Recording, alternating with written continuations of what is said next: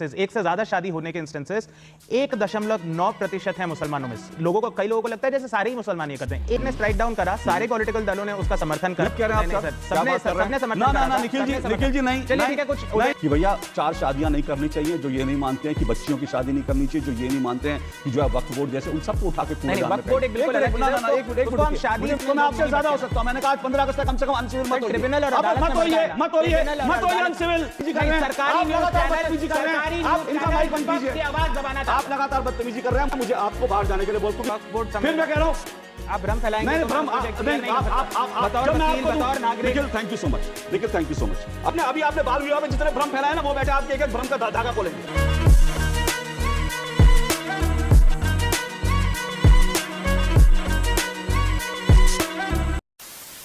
नमस्कार दोस्तों, debate show के एक और मजेदार वीडियो में आप सभी का स्वागत है। दोस्तों आज की डिबेट वीडियो होने वाली है न्यूज एंकर अशोक श्रीवास्तव और कांग्रेस समर्थक निखिल जैन के बीच में। दोस्तों यूनिफॉर्म सिविल कोड को लेकर डिबेट चल रही थी, जिसमें ये कांग्रेस समर्थक उल जलूल बातें कर रहा था और एंकर के बार बार टोकने पे भी शांत नहीं हो रहा था, बहस कर रहा था, जिसके बाद न्यूज एंकर ने इसका बढ़िया वाला इलाज कर दिया है। दोस्तों वीडियो बहुत मजेदार होने वाली है, आपसे अनुरोध अंत तक जरूर देखना। अगर आप चैनल पे पहली बार आए हैं या चैनल को अभी तक सब्सक्राइब नहीं किया है तो चैनल को सब्सक्राइब जरूर कर लेना। चलिए दोस्तों मेन डिबेट स्टार्ट करते हैं। एक वीडियो है सर, देख लेना सर, अब तक पहुंचेगा तो मालूम नहीं, देख लेना सर।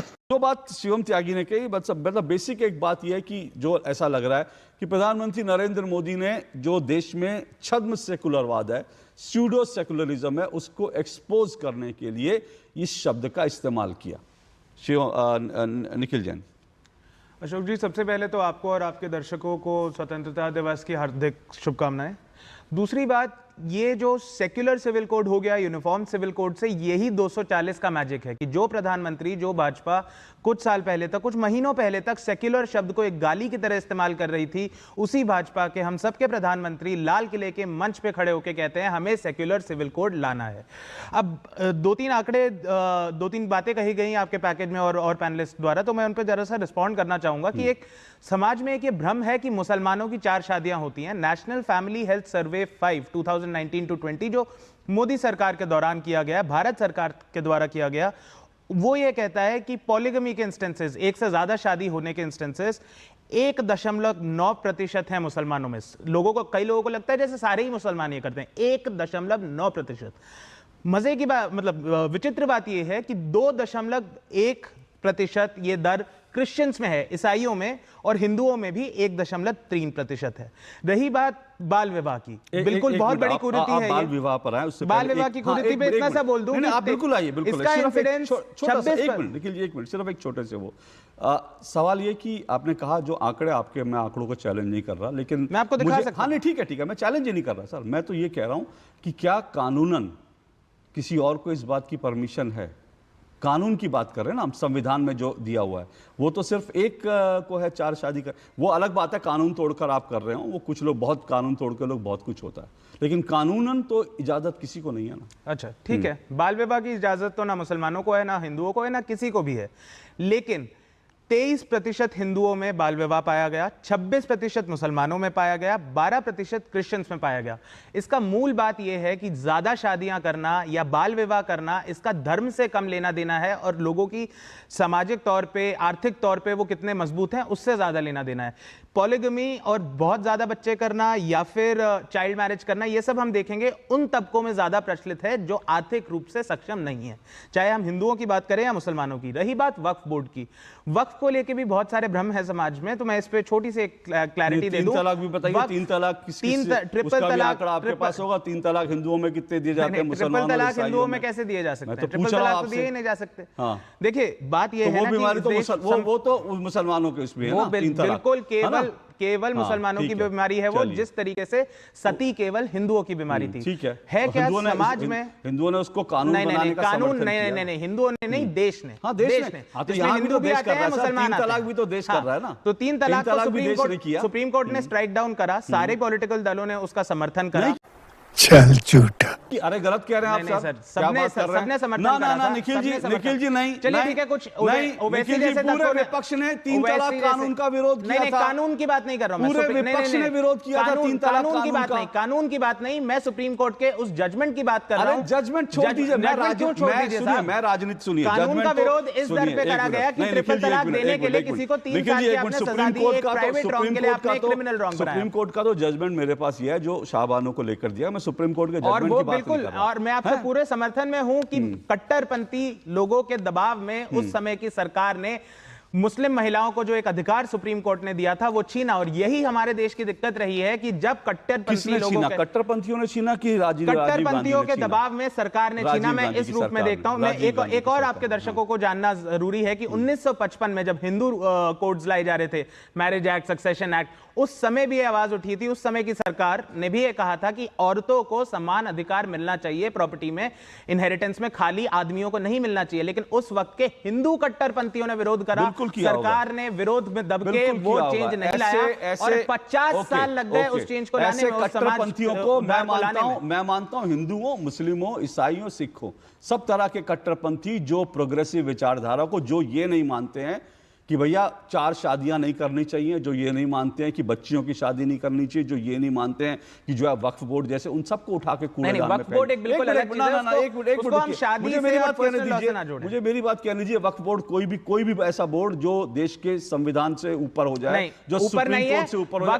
वक्फ एक सरकारी इंस्टीट्यूशन होता है, वक्फ एक ट्रिब्यूनल होता है जो एक अदालत है, और वक्फ ट्रिब्यूनल को आप हाई कोर्ट में चैलेंज कर सकते हैं जो एक अदालत है, और फिर आप सुप्रीम कोर्ट में भी जा सकते हैं। 1 मिनट रुकिए, मैंने आज पहले ही कहा, आज 15 अगस्त तक कोशिश करें हम सिविल आज जो है डिबेट करें। मजा नहीं आ रहा है। हम करते हैं प्रबंध, आप चिंता मत करिए। तो मैं ये कह रहा हूं कि वक्फ बोर्ड, ये कानून है कि वक्फ बोर्ड जो है उसके फैसले को आप जो है कोर्ट में चुनौती नहीं दे सकते, या वो ट्रिब्यूनल में चुनौती दी जाती है, ट्राइब्यूनल के फैसले को चुनौती नहीं दी जा सकती। नहीं तो ऐसे तो सरफेसी में अगर बैंक कोई किसी की प्रॉपर्टी ले लेता है, वो भी आप कोर्ट में चैलेंज नहीं कर सकते, तो हम क्या बोलेंगे, देश के बैंक अदालतों से बड़े हो गए। अब रुकिए, आप कंफ्यूज मत कीजिए। नहीं, कंफ्यूज नहीं कर रहा, मैं आपके दर्शकों को कानून की सही पोजीशन बता रहा हूं। आप कंफ्यूज कर रहे हैं, रुकिए। इनकम टैक्स अगर आपके घर में रेड मारे, आप अदालत में नहीं जा सकते, आपको इनकम टैक्स ट्रिब्यूनल पे जाना होगा। रुकिए, मैंने आपसे कहा सिविल, अगर आप अनसिविल होंगे तो मैं आपसे ज्यादा हो सकता हूं। मैंने कहा आज 15 अगस्त तक कम से कम अनसिविल मत होइए। ट्रिब्यूनल और अब अदालत मत होइए अनसिविल, अभी मजा आएगा ना भिड़ो। अनसिविल मत होइए आज। ट्रिब्यूनल आप पे चिल्लाइए, आप पे चिल्लाइए। ट्रिब्यूनल और अदालत एक ही चीज होते हैं। मत होइए। ट्रिब्यूनल और अदालत एक ही चीज होते हैं। आज 15 अगस्त मैं किसी को नहीं चाहता। निखिल, 15 अगस्त आज मैं कोई, निखिल, मैं बदतमीजी नहीं करना चाहता। आप बदतमीजी कर रहे हैं लगातार। आप 15 आप विपक्ष की आवाज दबाना चाहते हैं, आप विपक्ष की आवाज दबाना चाहते हैं। बदतमीजी कर रहे हैं, सरकारी न्यूज़ चैनल, बदतमीजी कर रहे हैं। आप इनका माइक बंद कीजिए, की आवाज दबाना चाहते हैं। आप लगातार बदतमीजी कर रहे हैं। मुझे आपको बाहर जाने के लिए बोल, क्योंकि मैंने आज पहले ही कहा मैं अनसिविलाइज्ड डिबेट आज नहीं करना चाहता। चलिए, आप कम से कम 15 अगस्त के दिन इस तरह की बदतमीजी मेरी डिबेट में ना हो। करिए, प्लीज आप करिए सर। अब आए ना लाइन पे। मैंने पहले ही कहा कम से कम आज के दिन हम लोग इस तरह की बदतमीज डिबेट ना करें। और बदतमीजी कोई करेगा, मुझे भी आती है, लेकिन मैं नहीं चाहता कि कम से कम आज स्वतंत्रता दिवस का दिन है, आज हम इस तरह की चीज करें। वक्फ बोर्ड पे देश में एक अलग तरह की डिबेट चल रही है, और वक्फ बोर्ड को जितनी ताकत मिली है इस देश में किसी बोर्ड को उतनी ताकत नहीं है, ये सब जानते हैं। और वक्फ बोर्ड संविधान का हिस्सा नहीं है। बाबा साहब भीमराव अंबेडकर ने वक्फ बोर्ड नहीं बनाया था। वक्फ बोर्ड फिर मैं कह रहा हूं, आप भ्रम फैलाएंगे नहीं, तो मैं भ्रम उसको नहीं, नहीं कर सकता। आप बतौर जब मैं वकील, आपको दूं- बतौर नागरिक। Nikhil, thank you so much. Nikhil, thank you so much. अगर आपको इस तरह से डिबेट करनी है, मैं आपको अनुमति नहीं तो दूंगा। मेरे को क्या 30 सेकंड मिल सकते नहीं, हैं? आप निकलो बाहर, निकालो इसको। जब आपको मैं टाइम दूंगा, आपको इतना टाइम दिया, अभी मैंने किसी भी व्यक्ति को टाइम नहीं दिया। चलिए ठीक है, आप आ जाइए, हम इस पे बाद में लो, ये तो मुद्दे लगा साला। अभी आपने बाल विवाह में जितने भ्रम फैलाए ना, वो बैठे आपके एक भ्रम का धागा खोलेंगे। लेकिन उन्होंने बोला नहीं। वो उनके पास आपसे ज्यादा तथ्य हैं, उन्होंने बोला नहीं, क्योंकि वो बदतमीजी नहीं कर रहे थे। आप बदतमीजी मत कीजिए प्लीज।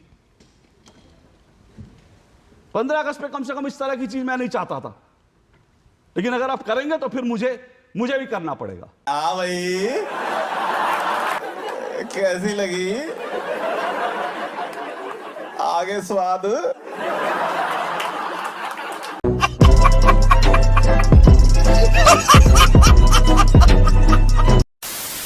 तो दोस्तों अगर आपने वीडियो अंत तक देखी है तो उम्मीद करता हूं आपको वीडियो पसंद आई होगी। वीडियो के बारे में आपकी क्या राय है कमेंट्स करके जरूर बताएं। वीडियो को अंत तक देखने के लिए आप सभी का बहुत बहुत धन्यवाद। मिलते हैं बहुत जल्द अगली वीडियो में, तब तक के लिए जय हिंद, वंदे मातरम।